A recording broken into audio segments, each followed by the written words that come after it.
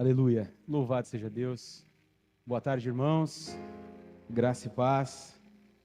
Louvado seja Deus por essa tarde, por essa oportunidade que nós temos de nos acercarmos, não é, da sua palavra e de ouvirmos um pouco a palavra de Deus. Eu não sei se é o retorno que ficou alto demais para mim ou se está alto para vocês também. Talvez o retorno está muito alto, né? Glória a Deus, louvado seja Deus. É um privilégio, um prazer para mim estar aqui com vocês nessa tarde e eu me sinto muito abençoado por Deus em conhecê-los pessoalmente. Tem sido um tempo muito agradável, muito abençoador para a minha vida. Muito obrigado a todos vocês pela acolhida, especialmente pastor Emerson, pastor Corifeu, os irmãos todos aqui, né? Os pastores que nos receberam ontem, o querido casal que me recebeu hoje na sua casa. Muito obrigado, foi realmente um tempo muito precioso estar aqui com vocês. Eu trago para vocês um abraço afetuoso, carinhoso, da Igreja de Jesus Cristo no Sertão Nordestino. Mas não é a Igreja do Sertão dos grandes centros, não é a Igreja do Sertão que fica ali no litoral, é a Igreja dos interiores, é a Igreja de Jesus Cristo que está acontecendo, que está sendo plantada, que está florescendo em lugares difíceis. Quando nós falamos da plantação de igreja, nós muitas vezes generalizamos uma plantação como se ela fosse igual em todos os contextos, mas isso não é verdade. Há diferenças significativas entre a plantação de uma igreja num contexto urbano e num contexto de interior. E há ainda diferenças mais profundas quando nós falamos de uma igreja em um lugar difícil. Eu acredito que o Senhor me chamou e me vocacionou para plantar igrejas em lugares difíceis, para ser um plantador de igrejas em zonas isoladas, de difícil acesso, de marginalização e que tenham desafios sociais relevantes, difíceis.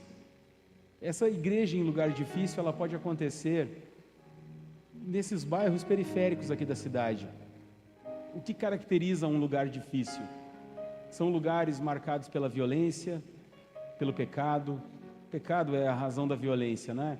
Mas quando eu falo pecado, são regiões muitas vezes onde há prostituição, tráfico de drogas, excesso de consumo de álcool, imoralidade. São regiões onde normalmente as pessoas mais pobres, muitas abaixo da linha da pobreza, vivem. E nessas comunidades, a dinâmica social, muitas vezes até mesmo a lei é paralela à lei que governa o restante da cidade, e ali dentro se estabelecem lideranças, e são lugares de difícil penetração do Evangelho, porque muitas coisas separam essas comunidades da comunidade mais urbana, talvez da igreja estabelecida, da grande igreja. E normalmente, essas pessoas, elas não vêm até nós, somos nós que vamos até elas. Se nós esperarmos, talvez, que os perdidos entrem por aquela porta, eventualmente isso vai acontecer, mas será muito pouco. O plano mais assertivo, a ação mais eficaz para povoarmos os céus, para preenchermos todos os bancos da igreja, para que o Senhor seja glorificado nessa cidade, ou no sertão nordestino, ou quem sabe em zonas de conflito, ou até mesmo em zonas de extrema violência, como as favelas do Rio de Janeiro. O plano mais assertivo, o plano mais eficaz é irmos até eles e levarmos o Evangelho de Jesus até eles. Por mais difícil que seja a adaptação cultural, por mais difícil que seja, talvez, estabelecer uma linguagem que seja em comum entre o que prega e aquele que ouve, por maiores que sejam os desafios para alcançar o coração de uma cultura diferente da nossa, ou de uma comunidade que, apesar de perto, está tão distante na escala social, por mais desafiador que seja, o Evangelho é uma mensagem que, se compreendida, é irresistível para aqueles que Deus está chamando para ser seus filhos. Por isso, o nosso principal papel, meus irmãos, é ter essa disposição de ir até esses lugares e pregar o Evangelho.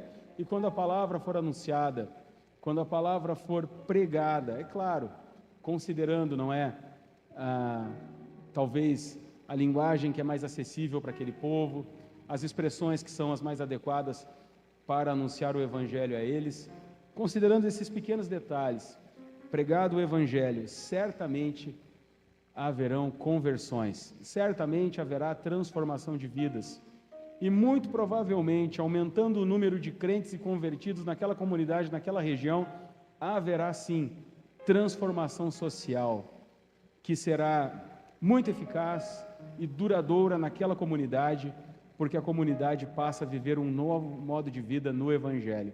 Então é muito recompensador pregar a palavra de Deus, é muito recompensador ir até essas comunidades e anunciar o Evangelho. Amém? Ontem nós conversamos, eu expus aqui para vocês a palavra de Deus em 1 Coríntios, capítulo 12, versículos 1 e 2.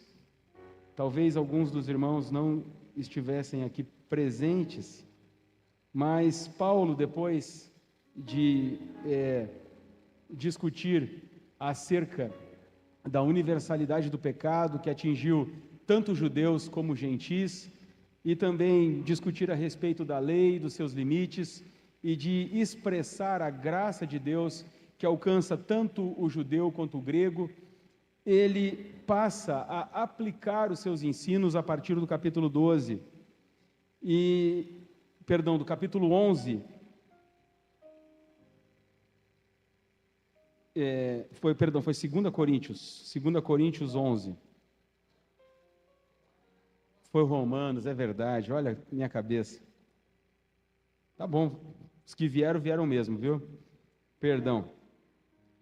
Em Romanos 11, ele passa então a dizer para os irmãos, Romanos 12, ele diz para os irmãos: portanto, irmãos, pelas misericórdias de Deus, em outra tradução, rogo-vos, pois, irmãos, pelas misericórdias de Deus, que ofereçam os seus corpos como sacrifício vivo, santo e agradável a Deus, e este é o culto racional de vocês. E não vivam em conformidade com os padrões desse mundo, mas deixem que Deus os transforme pela renovação da mente, para que possam experimentar qual é a boa, agradável e perfeita vontade de Deus.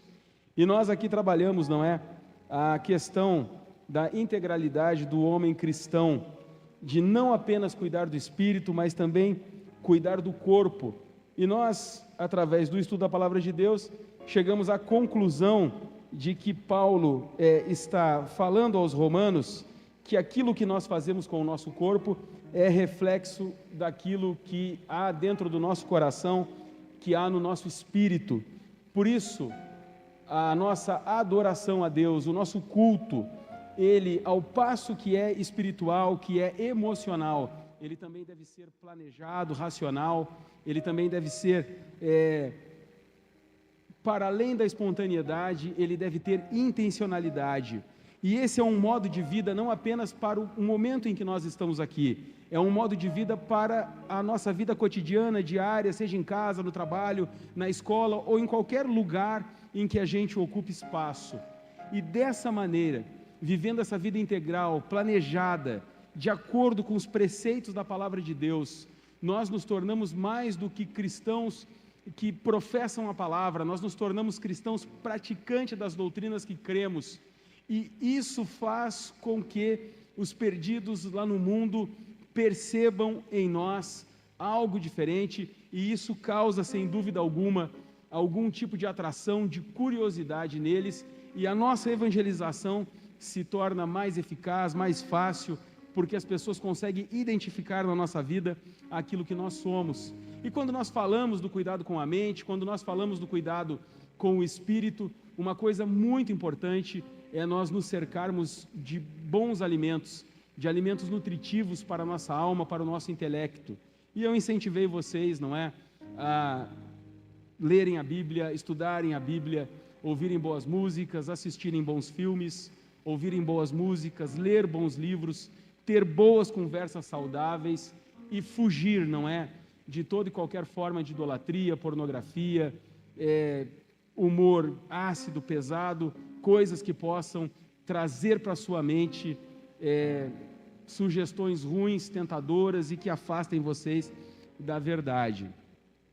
Pois hoje, de acordo com os temas do seminário que foram propostos, nós temos a tarefa de entendermos o que Paulo está falando para Timóteo no capítulo 2, do versículo 1 ao versículo 4. Eu quero convidar você a abrir a Bíblia comigo e eu pretendo, nesses próximos 40 minutos, conversar com você a respeito principalmente desse trecho, mas também trazer para você um panorama do primeiro capítulo dessa mesma epístola, porque é bastante importante para a melhor compreensão desses 4 versículos que nós vamos ler. E nós vamos seguir nessa pegada, nós vamos seguir nessa linha, tentando trabalhar com vocês uma perspectiva de vida cristã mais concreta, mais aplicável, que saia um pouco do campo da projeção futura e que seja possível de ser praticado no dia a dia, quem sabe hoje mesmo, para que a gente possa ter uma vida cristã mais realizável, para que a gente possa recuperar, não é?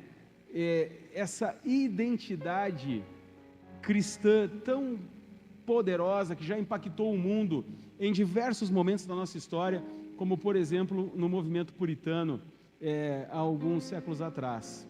Vamos ler a Bíblia então. Abra sua Bíblia comigo em 1 Timóteo capítulo 2, do versículo 1 ao versículo 4. O apóstolo Paulo, ao seu amado discípulo e filho na fé, fala assim: antes de tudo peço que se façam, número 1, súplicas, número 2, orações, número 3, intercessões, número 4, ações de graças em favor de todas as pessoas. Talvez a sua Bíblia diga de todos os homens.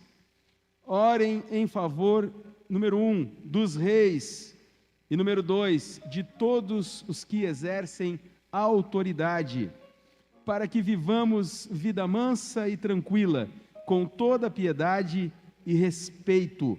Isso é bom e aceitável diante de Deus, nosso Salvador, que deseja que todos, repita comigo, todos sejam salvos e cheguem ao pleno conhecimento da verdade. Feche seus olhos e vamos orar. Senhor, nós te louvamos pela tua santa palavra e nós clamamos ao teu Espírito que nessa tarde, para louvor da tua glória, ilumine o nosso entendimento. Nós pedimos que o Senhor venha até a nós, não com palavras persuasivas, mas com o poder do Espírito que quebra cadeias, que destrói estruturas, que desfaz, Senhor, fortalezas mentais e reconstrói, Senhor Jesus, a verdade pura nos nossos corações. Ó Deus, em o nome de Jesus, nós clamamos para que o teu poder revele a tua palavra aos nossos corações, em o nome do Pai, do Filho e da pessoa bendita do Espírito Santo. Amém. Essa é uma epístola, uma carta, e ela foi escrita por Paulo, provavelmente entre o ano 65 e 67 depois de Cristo, no intervalo das suas prisões em Roma. Ele havia sido preso, agora estava solto e provavelmente pouco tempo depois, poucos meses depois de escrever essa primeira epístola, ele foi novamente preso. E quando ele é novamente preso, ele escreve a segunda epístola de Timóteo, na qual ele retoma alguns assuntos da primeira e de alguma maneira uma despedida melancólica, triste de Paulo para com o seu principal discípulo, o pastor Timóteo. Timóteo aqui tinha provavelmente pouco mais de 30 anos. Ele era considerado, parece que ficou alto demais aqui para mim de novo. Não sei se eu estou fazendo alguma coisa errada. Amém. Louvado seja Deus. Ficou bom.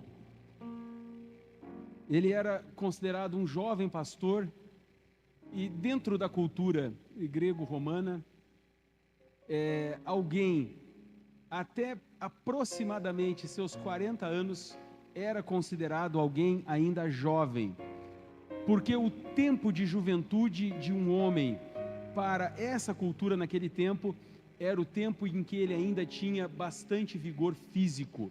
E os soldados normalmente até a faixa dos 40 e poucos anos ainda eram fortes, musculosos e habilidosos para a batalha. E se um soldado havia sobrevivido até completar 40 e poucos anos, é porque alguma coisa especial ele tinha, ou seja, ele era realmente alguém muito forte, muito habilidoso na guerra.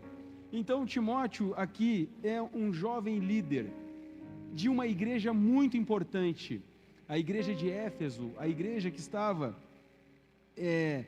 a igreja de Efésios, que estava em Éfeso. Essa era uma cidade extremamente importante, uma cidade de grande relevância política e que tinha um templo muito famoso de uma deusa chamada Artemis, que era a deusa das colheitas, da fertilidade, protetora das mulheres, ou seja, a adoração a essa deusa, que também era protetora dos caçadores, estava muito ligada à prosperidade, ou era uma divindade que as pessoas buscavam, faziam sacrifícios a ela em prol da sua própria prosperidade.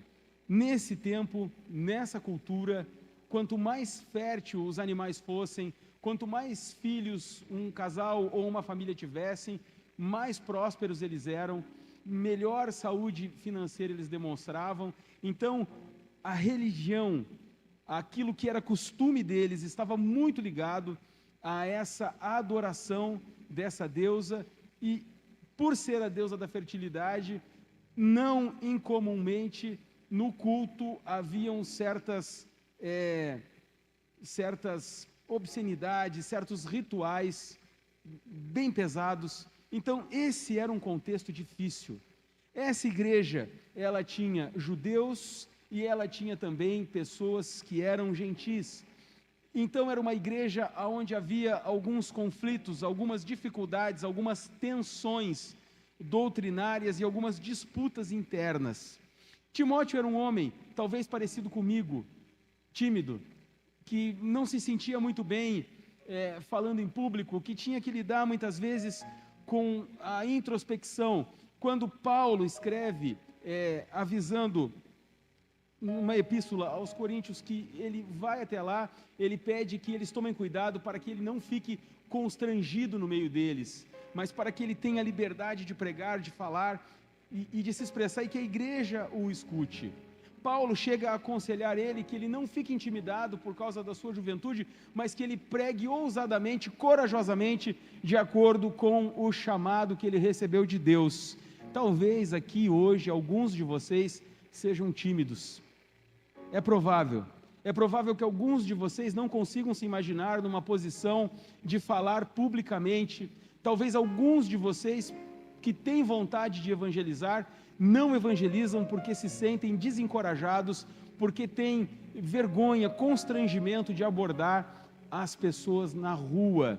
Eu quero incentivar você, por amor do evangelho, por amor da salvação que alcançou você, a superar esse limite, a superar esse medo, e dizer para você que se você se importa com a causa dos perdidos, se incomoda você ver miséria, ver pessoas afastadas de Cristo, no meio da violência muitas vezes, se isso causa em você constrangimento, dor, é muito provável que o Senhor esteja chamando você para fazer isso, para evangelizar, para pregar, para comunicar Jesus. E o Senhor, se você der um passo de coragem, vai ajudar você a superar sua vergonha, a superar seu medo. Eu faço uma nota aqui muito breve.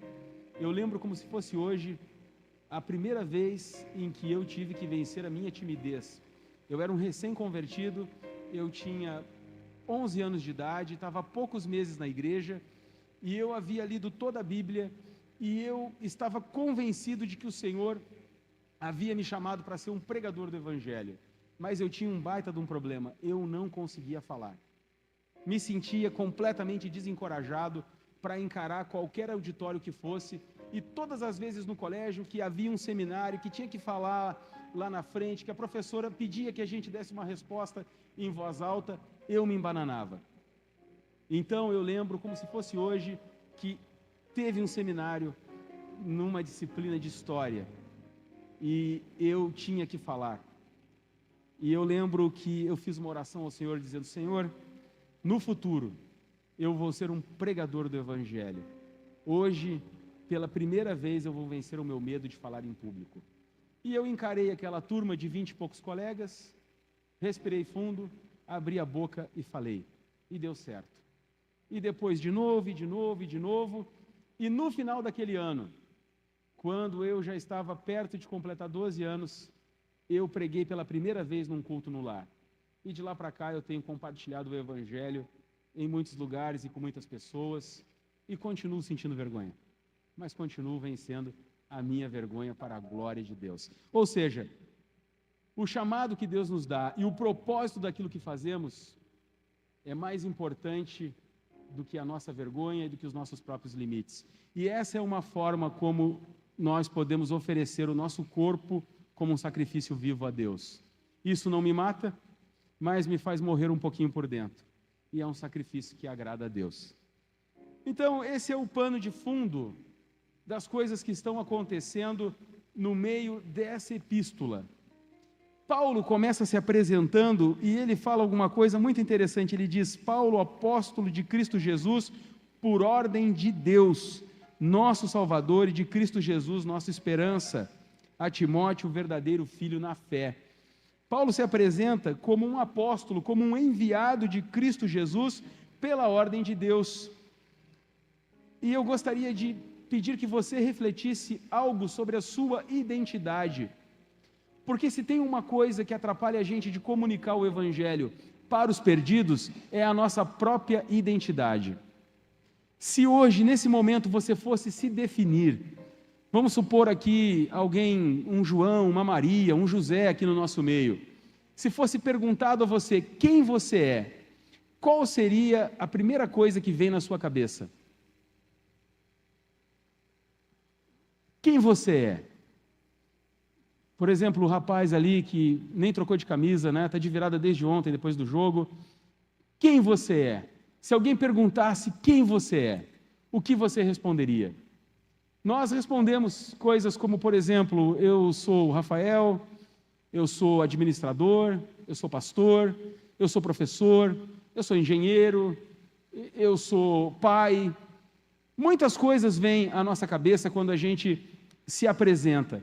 Mas é interessante que Paulo, em suas epístolas, ele sempre usa a mesma linhagem, ou ele sempre usa o mesmo método de apresentação. E é muito semelhante em todas as suas cartas a maneira como ele se apresenta. Ele diz: eu sou um apóstolo de Cristo Jesus, eu sou um servo de Deus. O mundo vai tentar definir você pelas coisas que você faz. O mundo vai tentar nos definir pelas funções que nós ocupamos aí na rua. O mundo vai tentar definir você apenas como um empresário, apenas como um agricultor, apenas como um pecuarista, apenas como uma dona de casa, apenas como um filho, apenas como um estudante. Mas a nossa identidade cristã, ela não é determinada pelo que fazemos, mas sim pelo que Deus determinou. Paulo poderia ter dito que ele era um fariseu, Paulo poderia ter dito que ele era um erudito, Paulo poderia ter dito que ele era um cidadão romano, judeu, Paulo poderia ter usado muitos adjetivos qualificadores que definissem a pessoa dele, mas ele opta por usar a identidade que Deus lhe havia determinado, a identidade de apóstolo, de servo, de filho de Deus. E algo que eu e você esquecemos em muitas situações aí fora é que nós somos filhos de Deus, nós somos cristãos. E o que me define não é a minha função como pastor. O que me define não é a minha função como administrador ou como professor de língua portuguesa. O que me define não é a minha função como pai. Essas coisas ajudam a compor a minha identidade.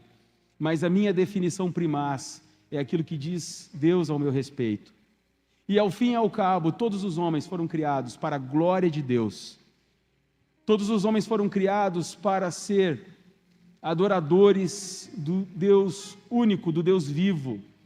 Todos nós fomos criados para pertencermos a Deus. Por ocasião do pecado, parte da humanidade se perdeu, parte da humanidade está irremediavelmente perdida, porque já morreu, e outra parte da humanidade, de maneira teimosa, reticente, segue resistindo a Deus e sua graça. Por misericórdia e pela operação da própria graça de Deus, uma outra parte dos homens rendeu-se à oferta de paz do Senhor e confessou Jesus como seu único e suficiente Salvador e está pacificado com Deus. E o que nos define é isso, a nossa identidade primeira é de sermos cristãos. É justamente por causa dessa dificuldade de identidade que nós temos, que em muitas situações nós somos desafiados aí fora em questões éticas, morais, e nós sucumbimos e pecamos e envergonhamos a Deus, envergonhamos a igreja, envergonhamos às vezes a nossa própria família com decisões equivocadas, porque nós deixamos se sobrepor à nossa função no mundo, as coisas que nos ocupam, as nossas tarefas se sobreporem à nossa identidade primeira, que é sermos cristãos. Por ser um cristão professo, um médico, mesmo por ordem do Ministério Público, jamais deveria fazer um aborto. Não importa qual circunstância que seja. Um engenheiro cristão jamais deveria usar material de qualidade ou procedência duvidosa em suas obras, colocando em risco toda uma estrutura, porque o dono da obra assim ordenou. Ele é um cristão professo e ele tem um compromisso ético, antes de tudo, com o seu Deus e com a sua fé, e depois com o seu trabalho. Um homem cristão, um marido, jamais deveria ter conversas imorais e íntimas, ou certos gracejos com uma colega de trabalho ou colega de faculdade. Por mais atraente e interessante que a moça seja, por mais talvez difícil que esteja sendo o momento do seu casamento, você não deveria fazer isso. Não apenas porque você é casado e tem um compromisso, uma aliança com a sua esposa, mas principalmente porque você é um cristão. Porque a sua salvação custou o sangue de Jesus derramado na cruz do Calvário. Irmãos, a questão da identidade, da maneira como nós nos apresentamos, da maneira como nós comunicamos aquilo que somos, é fundamental para que a nossa evangelização seja concreta, eficaz. E não pense você que nós poderemos ganhar toda essa cidade ou parte dessa cidade se não houver um esforço coletivo, mas ao mesmo tempo individual de cada crente professo desta comunidade, em transparecer de maneira clara, direta, sem rodeios, sem vergonha, a sua identidade cristã, agindo dentro do padrão da norma de Deus, corrigindo sua rota, adequando a maneira que se veste, a maneira que se comporta, a maneira que fala, de acordo com os princípios norteadores da palavra de Deus, porque esse é um testemunho mais eficaz do que talvez a insistência para que alguém venha à igreja. Certamente as pessoas perceberão a diferença, certamente as pessoas perceberão a presença de Deus, não apenas mística, não apenas sobrenatural na sua vida, elas perceberão em você e nas suas atitudes que você é corajoso, corajosa para viver uma vida diferente. E isso não é um remédio apenas para os adultos, é uma ferramenta eficaz, inclusive para as crianças e para os adolescentes. Então, eu acho importante todas as vezes que eu vou falar sobre Timóteo, 1 Timóteo, dar essa introdução a respeito da identidade que Paulo apresenta, porque Paulo de fato era um homem excepcional, ele poderia usar muitos adjetivos, mas ele aqui prefere usar a identidade que Deus lhe deu, e eu também prefiro a identidade que eu recebi do Senhor. Eu vejo em muitas situações no Nordeste, por exemplo, por se tratar de um lugar muito quente, e as regiões que nós trabalhamos são regiões muito pobres, as pessoas muitas vezes elas elas andam com muito pouca roupa. E é muito comum certos casos de adultério, e as pessoas têm diversos relacionamentos ao mesmo tempo. E a maioria das pessoas que frequentam a igreja são mulheres. Muitas delas jovens mulheres. E eu já ouvi muitos relatos de muitos pastores e missionários que passaram situações constrangedoras nesse contexto. E eu quero louvar a Deus porque eu estou há 7 anos pregando o Evangelho no sertão, em lugares bastante difíceis, em situações bastante extremas. E, para a glória de Deus, até o dia de hoje, eu jamais fui abordado de maneira imoral por nenhuma pessoa. E eu acredito isso a uma postura bastante honesta e bastante resoluta. Jesus, ele estava prestes a ir para Jerusalém e lá ele seria morto. E os seus discípulos cogitaram dissuadi-lo dessa decisão, porque o mestre estaria caminhando para a morte. Mas a Bíblia relata que quando eles olhavam para o semblante de Jesus, eles ficavam desencorajados de aconselhá-lo a não ir para Jerusalém, porque o seu rosto demonstrava que nada o impediria de fazer aquilo. Às vezes o que falta para mim e para você como cristão é um semblante decidido. É demonstrar no nosso rosto que as nossas convicções são tão firmes e inabaláveis que sequer compensa tentar convencer eu e você a sairmos do padrão que o nosso Deus estabeleceu para nós. Nós precisamos, irmãos, voltar a ser crentes feitos com um material mais rígido, mais duro. Não que isso vá fazer de nós pessoas intransigentes, pessoas inacessíveis, não é esse o caso. Mas no tocante ao que for imoral, no tocante ao que for pecado, no tocante àquilo que pode envergonhar o Senhor, nós precisamos de rigidez, e Deus assim será glorificado e nos ajudará nas nossas fraquezas. Paulo, ele adverte Timóteo e pede que ele preste atenção com relação às falsas doutrinas, e ele diz que esse foi o motivo pelo qual ele o enviou para lá. Depois ele vai discorrer sobre a lei e vai dizer que a lei não é um problema para quem leva uma vida justa, mas é um grave problema para quem leva uma vida de pecado e de injustiça. Depois Paulo vai falar da graça de Deus em sua vida, que salvou ele, mesmo ele sendo um perseguidor, mesmo ele sendo um assassino.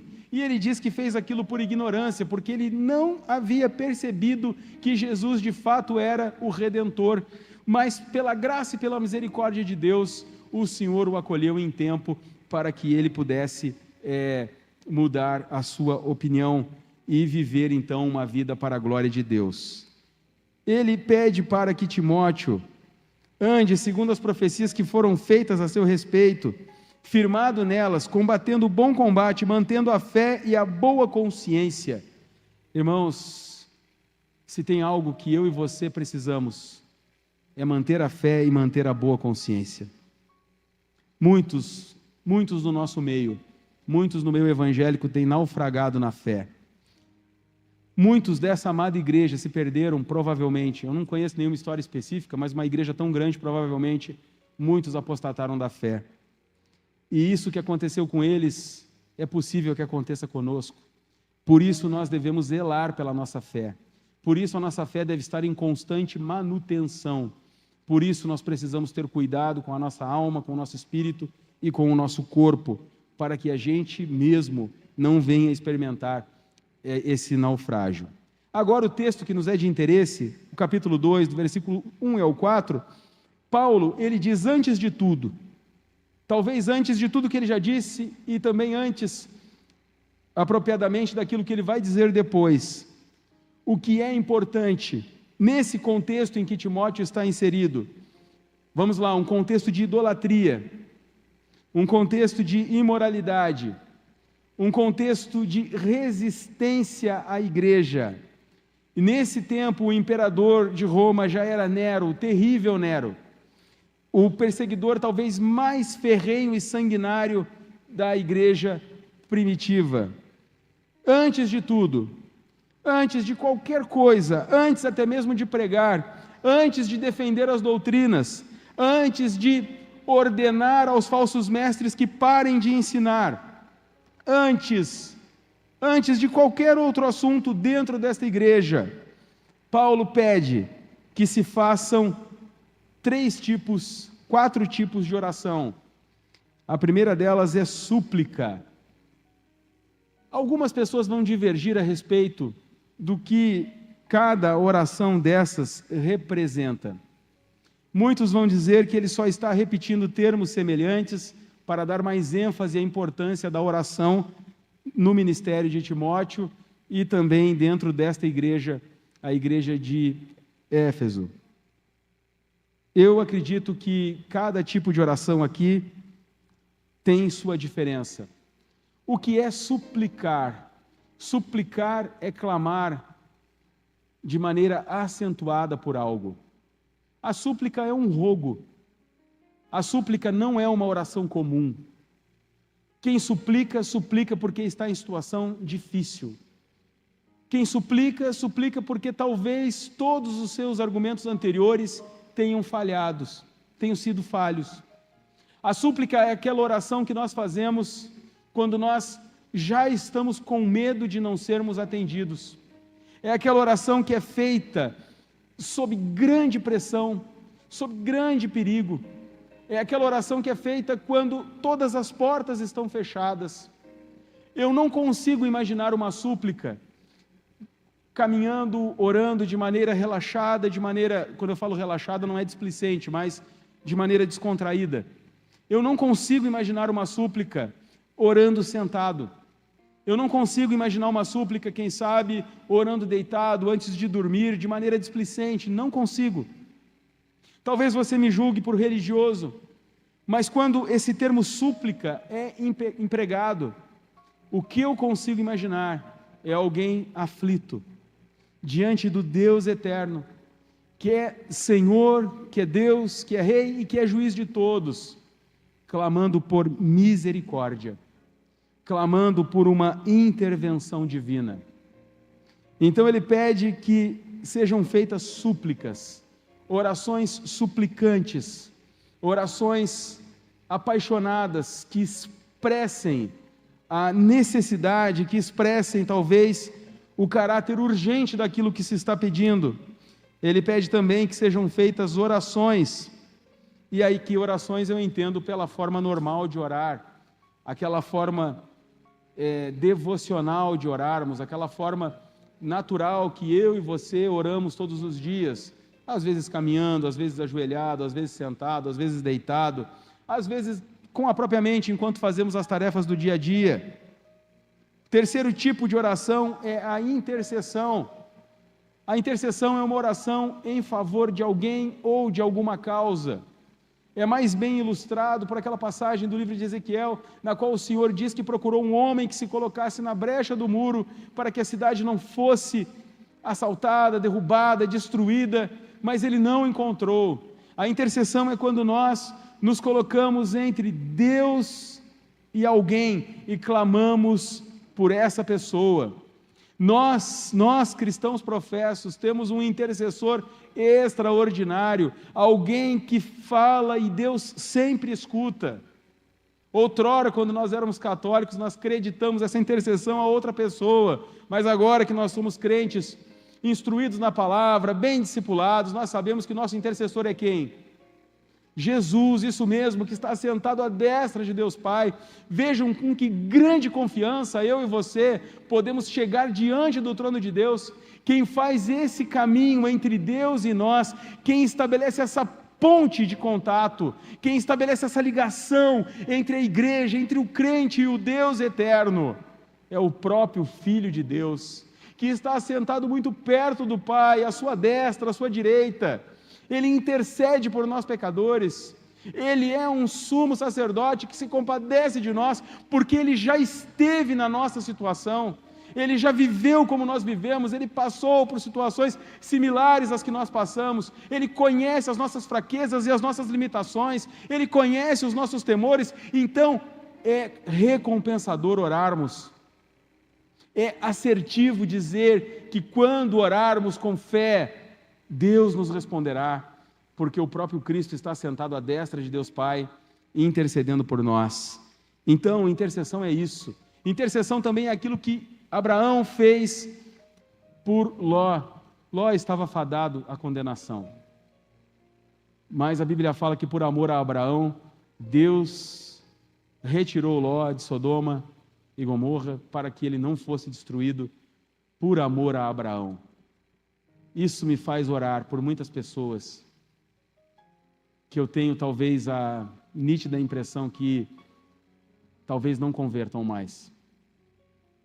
Às vezes por alguns parentes, por alguns amigos, eu fico observando a dureza do coração deles, e há muitos anos eu tenho orado por eles, e vez por outra eu sou tentado a pensar que talvez não vai para frente. Mas aí eu lembro dessa passagem, e eu digo: Senhor, por amor de mim, eu sei que o Senhor me ama. Salva, Senhor, essa pessoa. Tenha misericórdia, Senhor. E o meu papel, como filho, como amigo, o meu papel como cristão, é daqui a pouco mais, quando eu estiver sozinho, voltar de novo diante do trono do Senhor e mais uma vez dizer: Senhor, por misericórdia, por graça, salva essa pessoa. Insistentemente. Por quanto tempo? Até que a morte me leve ou leve a pessoa pela qual eu estou orando. O meu papel não é determinar a ação de Deus. O meu papel é fortalecer a minha fé de que Deus é poderoso para operar salvação, mesmo nos casos mais difíceis, através da oração. E sendo insistente, batendo na porta de Deus, dia após dia, eu tenho a impressão que cedo ou tarde Ele me responderá. Por isso eu incentivo você a continuar orando por aquelas pessoas que insistem em não se converter. Mas também Paulo incentiva aqui Timóteo a um quarto tipo de oração que não é comum nós fazermos: a oração de ações de graças. Nós fazemos orações de ações de graças por amigos, sim ou não? Aniversário do pastor, né? O pastor ontem estava falando que está perto do aniversário do casamento dele, não é? E a gente vai louvar a Deus pelo casamento do pastor, um casamento abençoado, frutífero, de bastante tempo, uma coisa celebrável mesmo. Isso é ação de graças, mas ele é um amigo, ele é um pai para vocês. É fácil fazer isso por ele. Mas que tipo de ação de graça nós podemos fazer pelo Lula, hein? Que tipo de louvor pode haver nos nossos lábios pelo sistema judiciário do Brasil?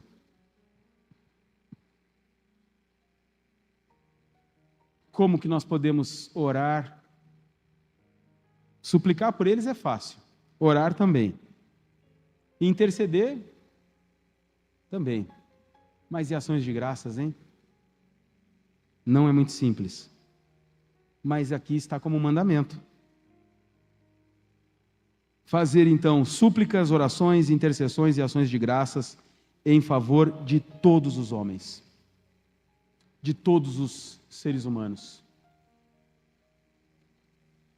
Para que eu e você, para que essa igreja seja efetiva na evangelização, na concretização das conversões nas células, para que os bairros mais distantes e pobres dessa cidade sejam alcançados pelo Evangelho, é necessário que cada crente dessa igreja assuma um compromisso pessoal.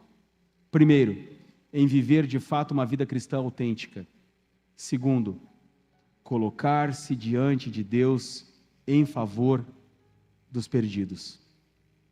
Orar pelos perdidos. Muitas pessoas vão abordar esse texto e vão dizer aqui que Paulo está ordenando que nós venhamos a fazer orações pelos reis e pelas autoridades. E se resume isso a uma condição política e de liderança estabelecida. Mas muitos comentaristas concordam que Paulo usa aqui reis e autoridades ou reis e governantes porque esse era o tipo de gente mais odiada pela igreja. O imperador aqui era Nero. Pessoa difícil, sanguinário, louco, um tipo de anticristo. Alguns crentes consideravam que ele pudesse ser o anticristo, que estava precedendo o retorno eminente de Jesus para buscar, arrebatar a sua igreja. Os governantes aqui, eles eram malvados, e nesse contexto da cidade de Éfeso era pior ainda, porque a fé cristã era uma fé exclusivista.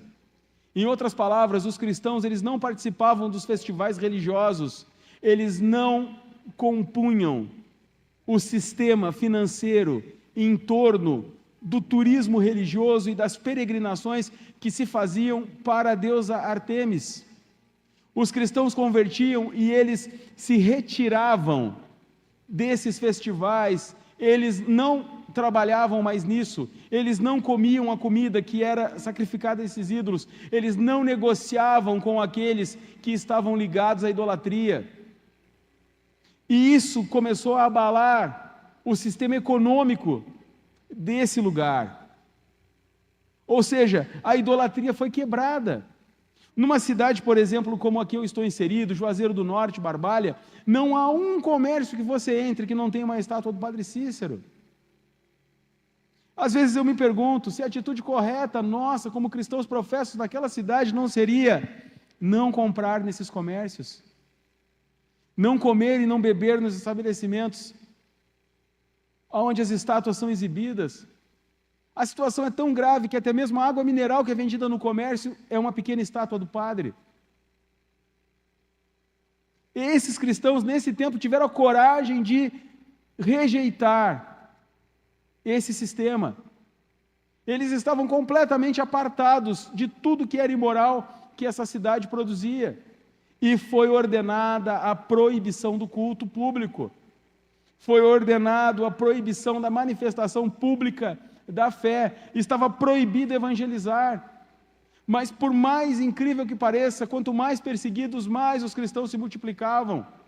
E eles não se multiplicavam porque as músicas deles eram parecidas com as músicas que se tocavam nos templos da deusa Ártemis. Eles não se multiplicavam porque as roupas que eles usavam eram parecidas com as roupas que os cidadãos daquela cidade usavam. Eles não se multiplicavam porque eles aceitavam participar das festas deles. Eles não se multiplicavam porque eles eram legais e diplomáticos com o pecado que era cometido naquele lugar. Eles se multiplicavam justamente por causa da diferença e da oposição pacífica, serena, contudo firme, de não participar dos costumes imorais daquele tempo e daquelas pessoas.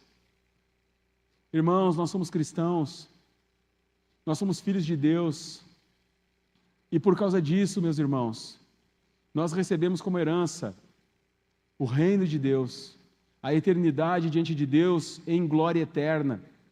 Por causa disso, nós desfrutaremos das riquezas imensuráveis de Deus por todas as eras e eternidades vindouras. Mas é necessário que nesse tempo, nesse breve tempo que vivemos aqui na terra, sejamos firmes e estejamos dispostos a fazer pequenos sacrifícios para que Deus seja glorificado, para que Deus seja exaltado através das nossas vidas. Então, ele pede que se ore por essas pessoas, ele pede que se faça isso em favor dos reis e de todos que exercem autoridade. E como resultado disso, se essas pessoas converterem, se essas pessoas viessem a tornar-se cristãos, se os inimigos e opositores da igreja fossem alcançados pela graça de Deus, se as pessoas dessa cidade que praticam assaltos e que vendem drogas, se os políticos que são corruptos nessa terra, se as forças policiais, se os comerciantes dessa cidade, se os médicos e profissionais da saúde dessa terra, se os professores, se tem uma classe que precisa ser alcançada pelo Evangelho, é a classe dos professores. muito subjugados, muito desacreditados, muitos deles deprimidos, tristes e cansados com a sua própria vocação, desanimados do seu trabalho, alvos perfeitos para a conversa mole do governo. Se essas pessoas forem alcançadas pelo Evangelho, meus irmãos, e se elas puderem cuidar das nossas crianças e adolescentes, como crentes professos, claro, eles não vão poder pregar, mas a maneira como eles ensinam, a maneira como se comportam, ficará evidente em quem eles creem. Que coisa extraordinária, não é à toa que o diabo age tão forte na saúde emocional, física e ideológica dos professores. Se cada setor da nossa sociedade for alcançado, tiver lá dentro um crente professo, que realmente vive uma vida no padrão do Evangelho, que transformação profunda, extraordinária, nós vamos experimentar nessa cidade. Agora, isso não é algo para nós orarmos e cruzarmos os braços, é algo para nós orarmos e trabalharmos para que isso se concretize. É algo para que eu e você assumamos a posição que Deus tem nos dado nessa sociedade. É algo para que eu e você venhamos a usar a influência que temos, as oportunidades que recebemos, para glorificar a Deus. Paulo vai dizer mais, que isto é bom e aceitável diante de Deus, nosso Salvador. Aqui eu faço uma nota, Deus deseja ser conhecido pelo seu povo como Salvador. Há muitos atributos de Deus, há muitas coisas extraordinárias que Deus fez por nós, e Deus, ao longo de toda a Escritura Sagrada, se revela a nós de diversas formas e de diversas maneiras. São perigosa, de alguma situação importante. Se há um Salvador, é porque alguém estava correndo risco de vida. E o que levou essa pessoa a correr o risco de vida? O pecado, cujo salário é a morte. Mas qual é o dom de Deus? O dom de Deus é a vida em Cristo Jesus. Deus deseja ser conhecido como Salvador do seu povo. E não apenas do seu povo. Deus deseja que todos sejam salvos. Mas aqui nós temos aquele problema entre a vontade decretiva de Deus e entre aquilo que Deus aconselha e que talvez não seja seguido por nós. Deus, ele não vai forçar a salvação de absolutamente ninguém. O Senhor, ele faz uma oferta de paz para o pagamento de uma dívida que é nossa. E nós não temos como pagar, e porque nós não temos meios para pagar essa dívida, ele próprio propõe o pagamento da dívida com a vida do seu filho. Essa é uma oferta muito generosa. Essa é uma oferta irrecusável. Mas alguns homens, por ignorância, pelo pouco entendimento a respeito das coisas de Deus, por causa da sua extrema insanidade e loucura, rejeitam essa oferta generosa da parte de Deus. Mas o desejo de Deus é que todos sejam salvos. E não apenas salvos, mas que cheguem ao pleno conhecimento da verdade. É por isso que Mateus 28 vai dizer que nós devemos ir por todo o mundo, pregar o Evangelho para todas as pessoas, fazendo discípulos, porque a maneira pela qual as pessoas chegam ao pleno conhecimento de Deus é através da palavra de Deus. E para isto, nós precisamos de mentores, irmãos mais velhos, de bons conselheiros que nos ajudem a conhecer a Bíblia e a entendê-la. Para concluir, quando nós intercedemos pelos perdidos, nós não estamos fazendo algo que seja um movimento contrário à vontade de Deus. Nós não vamos forçar Deus a fazer algo que Ele já não deseja fazer. É como a oração. A oração é uma conversa que nós não começamos. A oração é uma conversa que Deus começou. No princípio falou Deus. A primeira pessoa que falou foi Deus. Deus sempre será o agente da história. Deus será sempre o sujeito que age na história da redenção. Deus jamais reage. Deus sempre age e nós reagimos ao que Deus fez. Então, quando nós intercedemos pelos perdidos, nós unimos a nossa vontade, o nosso amor, a nossa compaixão pela situação dos perdidos, dos nossos irmãos, com a vontade soberana de Deus de salvar todos os homens. Então é o encontro de duas vontades, em favor de alguém que está em extrema necessidade. Então tenha isso em mente.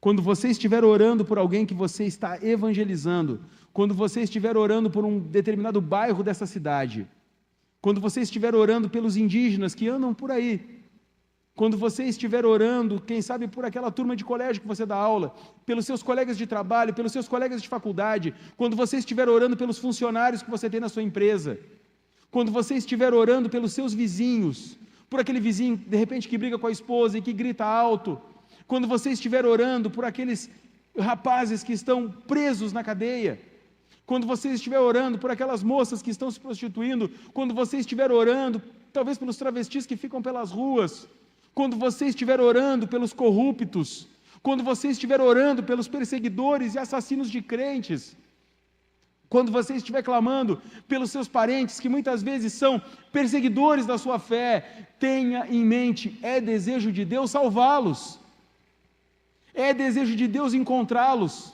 é desejo de Deus revelar-se a eles, é desejo de Deus que eles cheguem ao pleno conhecimento da verdade, e é desejo de Deus que você seja usado para revelar a verdade a eles.